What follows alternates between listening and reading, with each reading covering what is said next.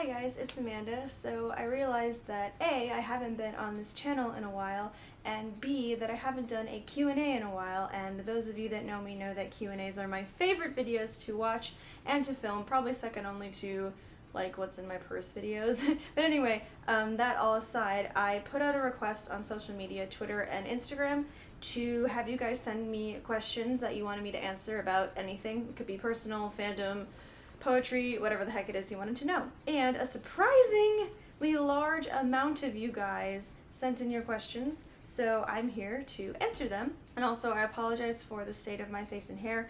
I got back from self-defense class like 15 minutes ago, and I fixed myself up the best that I could, but my hair's a bit dodgy at the moment, so I apologize. But anyway, let's just get back to the questions. So I'm going to start with Instagram ones first, and the first question is from Fictional, I think is, I don't know how you say this, I'm sorry my dear if I got it wrong, but anyway, they wanted to know what/who inspired you to make your Instagram.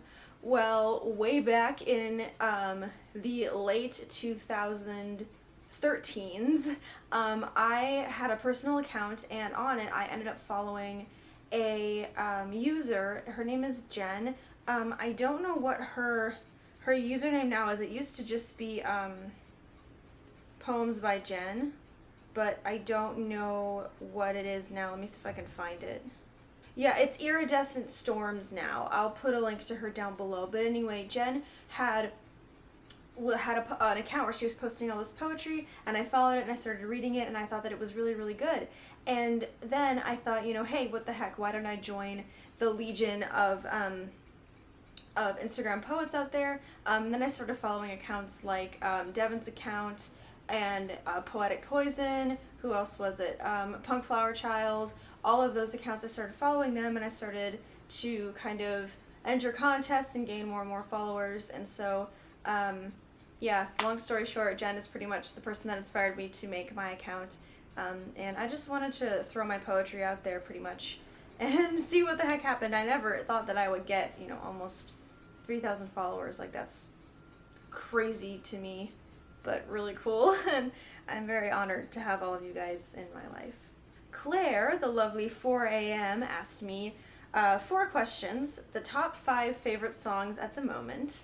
Oh gosh, I had to think about this for a while. My top 5 songs, my top any songs, rotate on a fairly regular basis, but right now my top 5 songs are probably Control, Gasoline, and Castle, all by Halsey, because I'm trash. There's a song called Never Stop by Safety Suit. If you are in the mood for a really sappy, gooey love song, listen to it. It will make your heart either break or sing, depending on your views on love. And I'm really, really into the song Irresistible by Fall Out Boy right now. And I'm going to cheat and add a 6th one, Wildest Dreams by Taylor Swift. I know it's kind of cliche, but I really do enjoy her latest musical stylings. Wildest Dreams in particular, I just feel like singing the chorus of the song to the sky that I know. And I don't even know why, but I just do, so there you go. My favorite poets? Oh gosh. Okay, well, on the like Instagram side of things, Claire, you are one of my favorites. You are a massive inspiration to me, and I think that you have helped me shape a lot of my experimental styles, so thank you. Devin is another one of my my favorite poets. He's very talented, and I am absolutely in love with everything that goes up. Punk Flower Child, Signy, is another one of my favorites. Fugacious Sona is amazing. I literally can't say enough good things about her writing. There's so many more Instagram poets that I am inspired by, but those are the ones I can think of off the top of my head. I'm really inspired by the poets who like to go outside the box, and who, especially the teenage poets that, you know, they're my peers. I like the teenage poets who veer away from the cliche renderings on things like love and heartbreak and depression and hatred and blah blah blah blah. Those poets that take those themes and twist them into something that is different than what I'm used to, that's something that I really enjoy. On the like more traditional poet side, Maggie Royer is an excellent poet. I have a book that's called Said the Manic to the Muse, and I do not remember the author. I'll write it here, but she's really, really good, and I am really obsessed. And Ellen Hopkins is another one of my favorite poets. She isn't talked a lot about in the poetic circles, at least not the ones I'm in, because most of her books are written in the form of prose fiction. But if you get a chance and you like the really gritty, hard-hitting stuff, I definitely recommend checking out Ellen Hopkins. She's written a lot of books for the young adults and a lot of books for adults as well, and I really, really enjoy her writing and her stance and interpretation of many of the really tough issues that go on in the adult and young adult worlds. Claire also asked, tea or coffee? I prefer coffee. I actually drink a cup of decaf coffee every morning. I put it in a blender with a little bit of clarified butter and some MCT oil. It's part of this thing called the Bulletproof Diet, but I put it in the blender and I drink it, and it's sort of frothy like a latte, but it's really good. And I actually don't mind the taste of coffee too much. Sometimes it's a bit too bitter for my taste, but like I'm okay with it, I guess. Like that's... Yeah, but I'm not really a tea person. I never really have been. There are a couple iced teas I will drink. There's an iced tea at the place that I work that I make a lot, and I had one once. It was strawberry hibiscus, and it's so good iced. It's a bit tart, but it's really good. Have you ever fallen in love?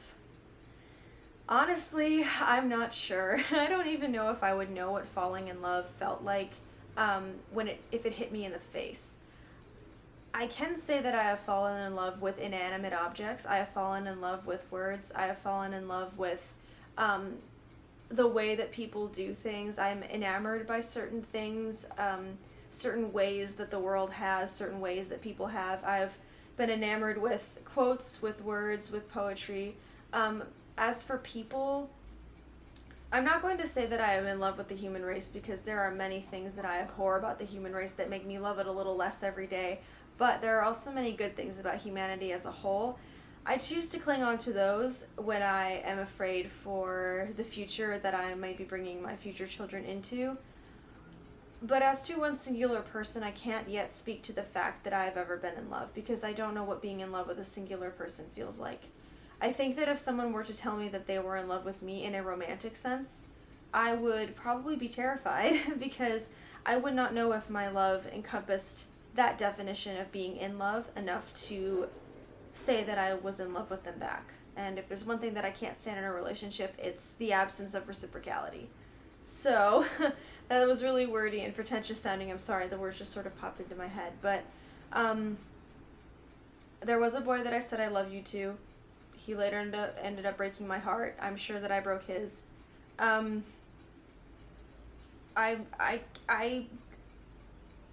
In the romantic sense, I do not think I've ever been in love. Right now, I'm at the place where I'm not certain if I am in like with someone or just infatuated with the idea of liking someone. Because of many factors that play into my life, I have always been aware that I've been predisposed to chasing after boys, chasing after the love that they could give me as a replacement for love that has been lacking in my life. And so I've been aware of that, and so I have religiously guarded my heart, and I've probably been a bit too sensible, but I find it necessary because I don't want the drama, and I want to be careful with my heart and with anyone else's heart. You know, if people give me their heart, I want to treat it with the utmost of kindness and diligence and respect, and I would hope that eventually I'd meet someone who treated my heart with the same courtesy. So far, no one in my real life, except for one person, has. That has been outside of my family, but I would like to extend that courtesy to the people that I choose to keep in my innermost circles. Hey, moving right along, it's something that isn't so creepy sounding. Thank you, Claire, for all the questions, by the way. That was really sweet of you. Sona of Fugacious asked me, what is your favorite color? My favorite color is dark purple. Animal you associate yourself with the most? I'd like to say a raccoon. I'm just kidding. I'm just kidding. I'm talking about, there's a Tumblr post. It's like, I'm like a raccoon because I'm always in the trash can and I communicate solely through weird noises and screams. But no, I'm kidding. I'm not like a raccoon. I think that I identify most with, I don't know. I think a raven, sort of, you know, aloof. People mistake it for a common crow. I don't know, I've always liked ravens. Maybe a phoenix, but that's not a real animal. I've certainly done enough rising from the ashes in my day. But anyway, I digress. Another question from Sona is favorite memory. I have many favorite memories. One of my most recent memories that is a favorite is I spent the day at Six Flags with my youth group, and one of my best friends in real life, he and I ended up wandering off, just the two of us. We ate lunch together, we had lots of time to talk, and it was a really nice memory for me because oftentimes we don't get a lot of time to talk, and I really enjoy his company. He's one of the few people in my life that I feel that I can just be myself around in the truest form of the phrase. He's one of the few people in my life that I trust outside of my family, and we just had a really good time, and the memory makes me smile. We goofed off, we had fun, we had lunch, normal stuff, but the fact that I was doing it with him made it that much more special because I enjoy being in his company, and I hope he enjoys being in my company as well. I believe in aliens / ghosts / the supernatural. I do not believe in aliens, I do not believe in ghosts. Depending on what you qualify as a supernatural, I do believe in demons, but not like the demons that are like portrayed in the media. I do believe in the existence of demons and angels simply because I am a Christian, and I do believe that those two factions, demons and angels, exist and that they're always at war with each other. So, in a sense, I believe in the supernatural. I'm not certain if I believe in miracles. Let me rephrase. I believe that miracles happen, I just don't believe they'll ever happen to me. But they could have happened to me, and I haven't realized it, and so I'm readily willing to admit that, but yeah, that's my non-traditional stance on the matter. And I got a whole bunch of questions from Tumblr, which was insane, and all of them are anonymous. Like, y'all, like, you can talk to me personally. I feel like I say that every time, like, nobody sends me things off of anonymous. One is, what does the title of your blog mean, and where is it from? The title of my blog, for those of you who don't know, is A Study in Survival, and that's taken out of one of the Raven Cycle books by Maggie. I don't know how to say her last name. It's gonna be the caption. I don't remember which book it's from the series. Wow, there's a piece of hair loose.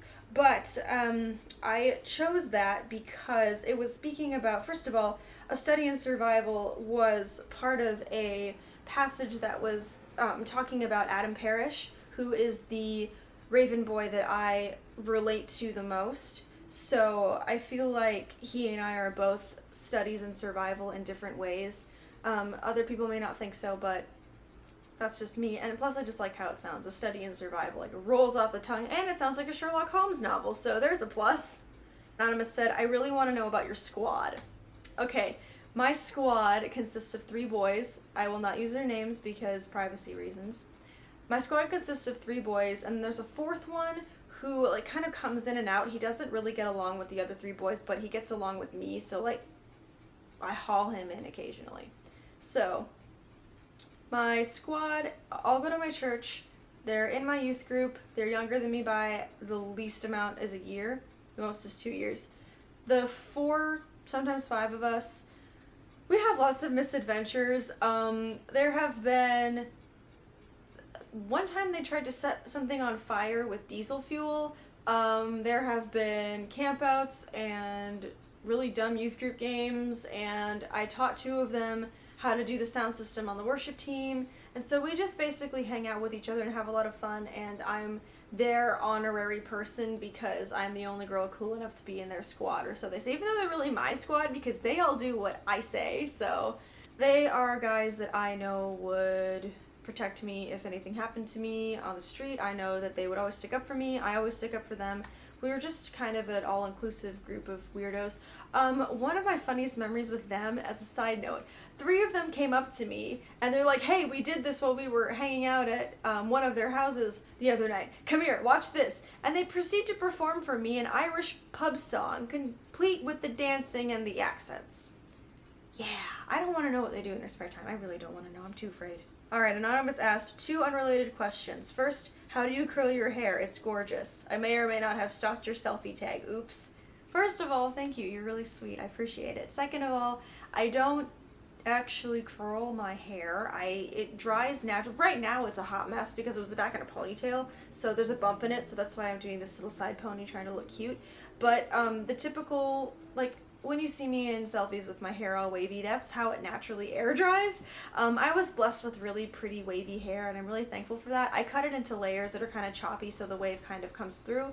But I let my hair air dry. I don't ever dry it, so if you already have like wavy textured hair, letting it air dry might really help. But yeah, I don't really curl it all that much. I'm kind of afraid to. I'm gonna try to curl it for homecoming, so we'll see what happens. The second question is, how do you know if you have a crush on someone or just a crush on the idea of a crush? I wish I could help you, but I'm in that situation right now, and so I'm not really sure that I can. Let me try.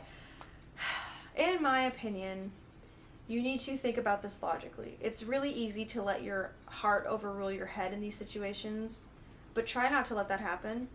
Try to be more Clark Griffin and less Finn Collins about this. Try to let your head come in. Think about it, sit down logically, maybe make a chart of pros and cons, whatever it is you need to do, but you need to think about, why do I have these feelings? Do I have them because of the specific person and what they do to or around me? You know, i.e., you have a crush on a guy and you know that you do because his smile makes your insides turn mushy, or you get nervous when you talk to him, or you find yourself daydreaming about him specifically holding your hand, stuff like that. If you just have a crush on the idea of having a crush or being liked by someone, I think that the way that you would know is if, say, you find yourself daydreaming about holding someone's hand.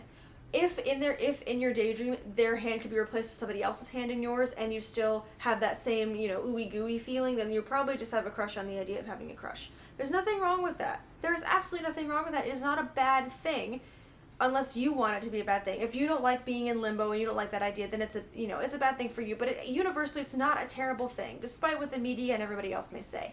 But I think that you need to sit down and think about it logically. Why do I have a crush on this person? Could this person be replaced in my life with somebody else, and I would still have a crush on the person that was the placeholder?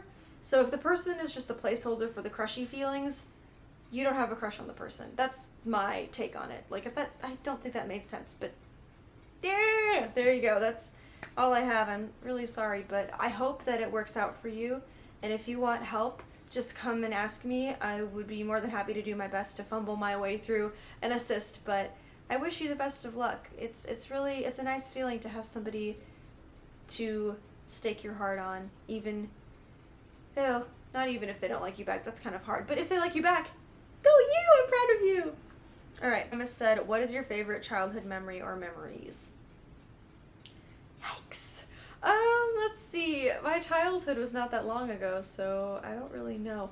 One of my favorite childhood memories is I don't remember how old I was, but we lived in Minnesota, which is snowy, like 6 months out of the year. I'm not even exaggerating.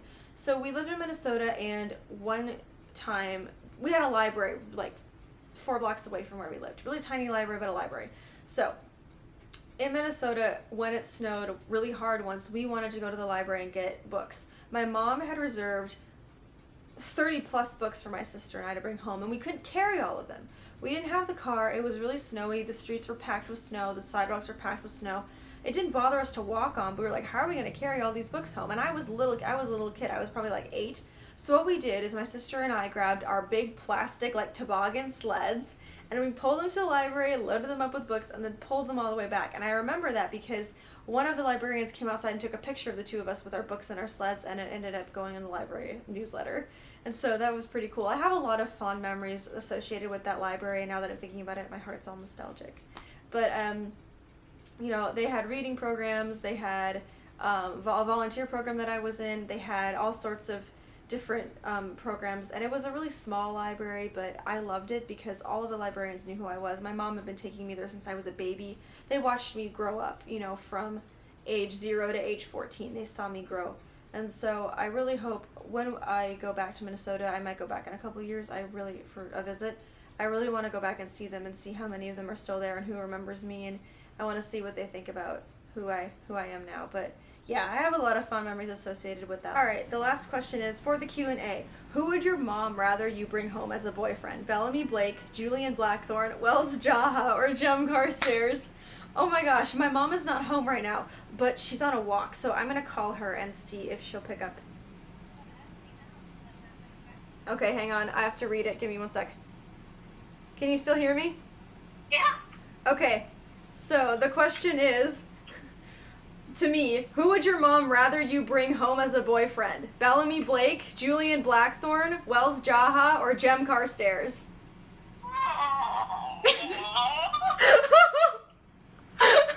I know. Bellamy. What? Yeah. I thought you were gonna say Jem. Nope. Smoke. Oh, okay, that's fair. Okay, thank you. Good to know. You betcha. You'd rather me bring home the freckled historian nerd than the smoking artist or the tiny little Jem or Wells. Okay, Yeah. good to know. Yeah, well, those two tight for my liking. Okay. The other two are too artsy, fartsy, not so good health-wise. All right. By the process of elimination, the lesser of all evils. The lesser of all evils. Great. He's fine. I like because he has the caretaker thing. Yeah, plus he has a little sister who would beat him up if he did anything to me, so that's a plus. Alright, well, I'm not going to be able to hear you yet because there's a lot of traffic go. Okay, thank you. I love you. I love you. I'll probably be home in 10. So there you have it, Anonymous. My mom would rather me bring Bellamy home as a boyfriend than Julian. I mean, what the heck? I don't know. I see what she's talking about, but there. Plus, you got to hear my mom on speakerphone. Okay, that is everything for the Q&A. Thank you so much to everybody who sent me in questions. They were really fun to answer. And yeah, thank you for watching. As always, video requests are more than welcome. I'm really tired of hearing myself talk now, so I'm going to go and eat lunch because I have potato chips waiting for me. So yeah, I hope you guys have an awesome day. I hope that everything is going really well for you. If it's not, I'm always here for you guys to rant to or vent to. Just pop by Tumblr or Instagram, start talking. I'm always here for you. But yeah, I love you guys. Hope you have a good day. Bye!